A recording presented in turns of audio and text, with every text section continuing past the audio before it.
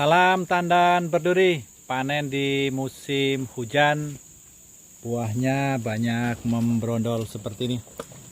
Jadi ini kebun di Sungai Hitam yang beberapa saat yang lalu, sekitar bulan November Desember, sudah kita mulai rangkaian pemupukan untuk tahun 2021.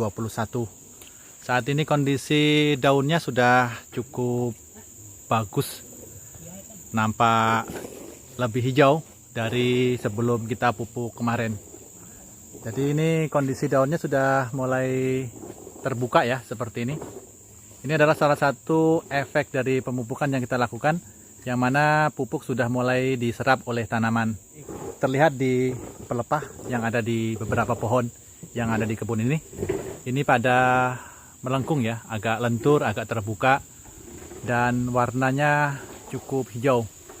Jadi panen kali ini diangkut ke TPH di sebelah sini, dikumpulkan jadi satu TPH. Karena jalanan yang biasa dilalui untuk pengangkutan TPS sawit itu cukup sulit ya, dan banyak kendala apabila kita paksakan untuk melewati jalan ini. Jadi panennya sudah mulai ada peningkatan. Jadi ini ukuran tandannya lebih besar daripada panen-panen yang lalu, dengan bentuk buah brondolannya ini lebih berisi ya dibandingkan dengan panen yang sebelumnya. Yang mana pada panen sebelumnya itu nampak duri-duri yang lebih panjang seperti ini, namun dia buahnya agak kurang isi, sehingga nampak kurang baik hasil panennya. Brondolan cukup banyak, ini sudah 4 hari Pak Min ya? 4 hari Pak, 5 hari sama ini. 5 hari sama ini. Jadi target kita nanti akan mengangkut sebanyak 2 ton dengan menggunakan mobil L300 ini. Mudah-mudahan nanti lancar. Oke, kita lihat bagaimana kondisi kebunnya saat ini setelah jalan 2 bulan dari pemupukan menggunakan NPK 13627. Jadi pengangkutan TBS sebelumnya pada panen-panen yang dahulu itu melewati jalur ini, yang mana ini sekarang kondisinya berlumpur seperti ini dan cukup dalam. Ini bekas roda kendaraan kita yang mengangkut TBS pada 3 bulan yang lalu, itu seperti ini. Dan saat ini kita memutuskan untuk tidak lagi melalui jalan ini karena risikonya terlalu besar dan tenaga yang kita gunakan cukup banyak untuk mengangkut TBS apabila kita memaksakan mobil untuk melewati jalur ini. Ini kondisi pohonnya saat ini seperti ini.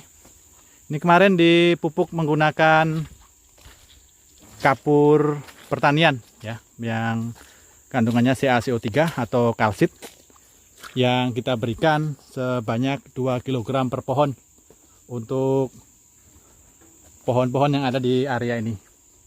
Jadi ini areanya seperti ini. Ini banyak air apabila terjadi hujan deras. Itu limpasan air banyak mengalir di area sebelah sini.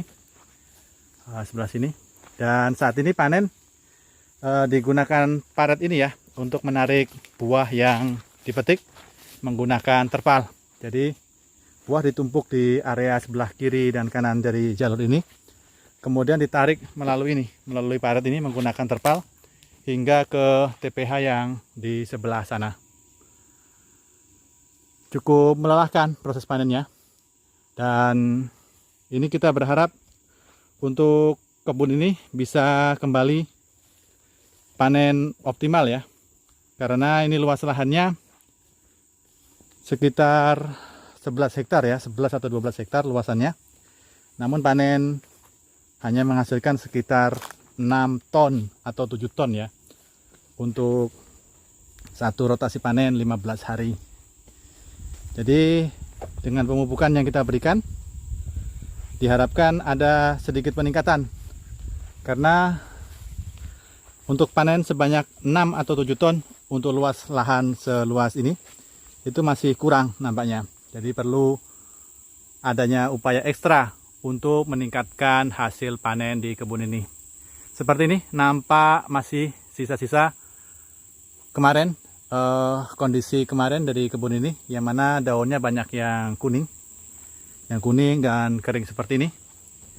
Yang mana dugaan saya karena memang tidak pernah dikapur ya di area ini. Sebelumnya tidak pernah diberikan kapur pertanian. Dan pemupukan yang diberikan untuk tahun 2021 hanya menggunakan TSP sebanyak 2 kg per pohon.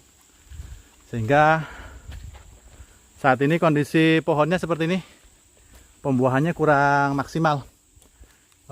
Ukuran tandannya juga tidak terlalu besar.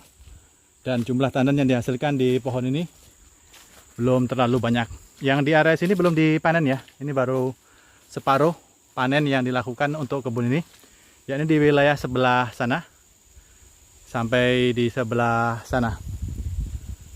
Dan di bagian depan tadi yang sudah dipanen. Jadi untuk jalur sebelah sini belum dilakukan panen. Seperti ini. Ini kemarin habis hujan deras. Jadi ada genangan-genangan air yang selalu ada di kebun ini. Apabila hujan deras terjadi dalam 1 atau 2 hari, maka akan tergenang air seperti ini.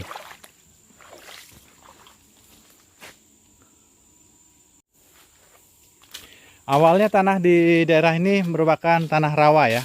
Jadi genangan airnya itu meliputi semua area ini. Ini merupakan area yang tergenang air pada awal penanaman kelapa sawit di kebun ini. Ini kondisi pohon yang berada di area yang sering tergenang ya.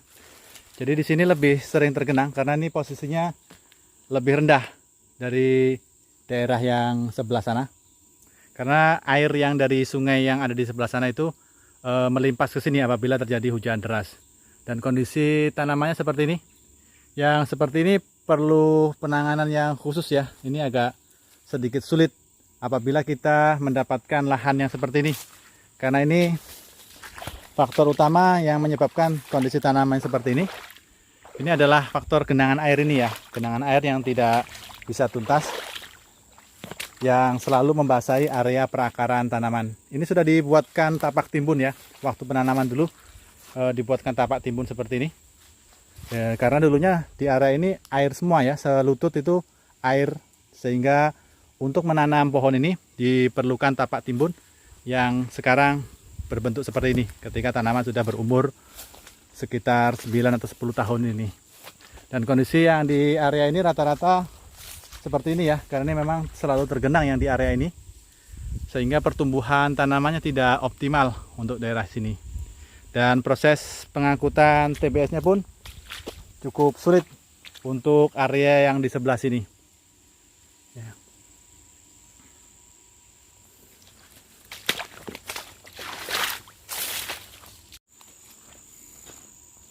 Jadi kalau kita melihat seperti ini nampak kandungan asam ya, asam yang cukup tinggi. Jadi pH-nya cukup rendah ya. Untuk tanah-tanah seperti ini yang kuning seperti ini kandungan feritnya cukup tinggi ya. Ferit yang menyebabkan kondisi tanahnya kurang baik sehingga pertumbuhan tanaman terganggu. Selama musim hujan mulai bulan November ya, yang curah hujannya cukup tinggi, tanah-tanah di area ini lebih sering tergenang, sehingga sekarang ini baru nampak ya seperti ini, yang kuning-kuning seperti ini pertanda yang kurang baik karena kondisi keasaman tanahnya cukup tinggi ya apabila muncul tanda-tanda seperti itu. Jadi meskipun tidak kita ukur pH tanahnya, dari kondisi pertumbuhan tanaman yang seperti ini dan keadaan sering tergenang seperti itu, maka untuk perawatan kebun ini di musim hujan ini agak sulit ya. Jadi dengan kondisi lahan seperti ini cukup menyulitkan kita untuk mendapatkan kondisi tanaman yang prima. Jadi langkah yang bisa kita sarankan untuk area yang di sebelah sana tadi yang sering tergenang air, itu adalah pemberian kapur ya, pemberian kapur dolomit dalam jumlah yang cukup ya dosisnya, yaitu 3 kg per pohon per tahunnya. Jadi apabila kemarin sudah diberikan sebanyak 2 kg, Berarti dosis yang harus diberikan untuk pemupukan berikutnya adalah 1 kilogram lagi. Karena kalau kita melihat kondisi tanamannya, maka hal itu harus kita lakukan agar kita bisa mendapatkan kondisi tanaman yang subur seperti ini. Yang mana yang di daerah sini tidak tergenang. Sehingga pertumbuhan tanamannya pun berbeda. Jadi panen yang ada di TPH ini sebagian besar dihasilkan dari pohon-pohon yang ada di area sebelah sini yang relatif kering ya dan tidak pernah tergenang. Oleh sebab itu hasil buahnya itu cukup bagus ya. Efek dari pemupukan ini nampak di buah-buah yang kita panen kali ini. Yang mana warna merahnya itu lebih kelihatan ya dibandingkan dengan sebelum pemupukan menggunakan NPK 13627. Dan ini muatan yang akan kita bawa. Mudah-mudahan ini bisa kita timbang ke timbangan dan proses perjalanannya lancar. Mengingat kondisi jalanan yang kita lalui cukup ekstrim ya. Ini jalanan di kebun yang kondisinya cukup dalam jalanannya. Apalagi nanti kalau di sebelah sana jalanan akses utama di kebun ini yang cukup dalam, yang seperti ini. Ini cukup sulit ya kalau mobilnya tidak tinggi sehingga sangkut.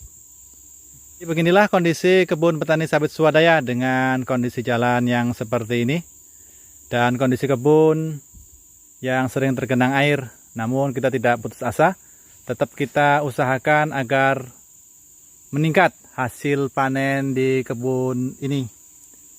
Salam tandan berduri.